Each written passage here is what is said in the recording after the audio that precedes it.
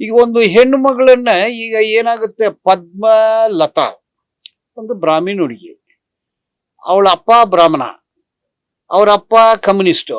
ಅಲ್ಲಿ ಚುನಾವಣೆಯಲ್ಲಿ ನಾಮಿನೇಷನ್ ಆಗ್ತಾರೆ, ಅಲ್ಲಿರೋ ABC ಅವ್ರನ್ನ ಕರೀತಾರೆ, ಏಯ್ ವಾಪಸ್ ತಗೊಳ್ಳಿ ಅಂತ. ಅವ್ನು ತಗೊಳ್ಳೋದಿಲ್ಲ. ಅದರಿಂದ ಆ ಹುಡುಗಿ ಸ್ಕೂಲ್ ಕಾಲೇಜಿಗೆ ಹೋಗ್ತಲ್ಲ, ವಾಪಸ್ ಬರಲ್ಲ. ಸಂಜೆ ಅವ್ರಿಗೆ ಒಂದು ಮೆಸೇಜ್ ಬರುತ್ತೆ, ನಿಮ್ಮ ಮಗಳು ಬೇಕಾ, ವಾಪಸ್ ತಗೊಳ್ಳಿ ಎಂದು. ಇವನು ವಾಪಸ್ ತಗೊಳ್ಳೋದಿಲ್ಲ, ಪೊಲೀಸರಿಗೆ ಮತ್ತೆ ದೂರು ಕೊಡ್ತಾನೆ. 3ನೇ ದಿವಸ ಪದ್ಮಲತಾ ಅಲ್ಲಿ ನೇತ್ರಾವತಿ ನದಿ ಕರೆಯಲ್ಲಿ ಏನವಾಗಿ ಬಿದ್ದಿದ್ದಾಳೆ. ಒಳ ಉಡುಪುಗಳೆಲ್ಲ ಡಿಸ್ಟರ್ಬ್ ಆಗಿದೆ, ಬ್ಲೀಡಿಂಗ್ ಆಗ್ತಿತ್ತು.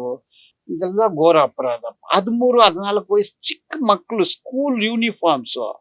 ಇವ್ರನ್ನೆಲ್ಲ ಯಾರು ಕೊಂದಿದ್ದು, ಯಾರು ಕೊಂದಿದ್ದಂದು ತನಿಖೆಯಲ್ಲಿ. ಇಲ್ಲಿ ಯಾರು ಕೂಡ ನಾನು ಇವರೇ ಕೊಂದಿದ್ರು ಅಂತ ಯಾರು ಹೇಳಿಲ್ಲ. ತನಿಖೆ ಮಾಡಿ ನ್ಯಾಯ ಒದಗಿಸಿ.